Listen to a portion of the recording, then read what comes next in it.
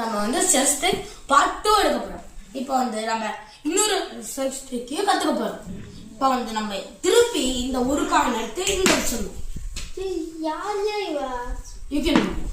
இந்த குதிரை இருக்குல்ல, இதை எடுத்து இங்க வைக்கணும். அடுத்தது இப்போ போய் மாட்டாங்க இல்லை இல்லை கைஸ் இதை எடுத்து இப்போ இங்க வைக்கணும். ஐயோ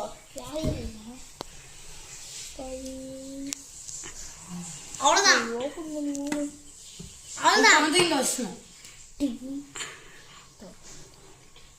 தம்பி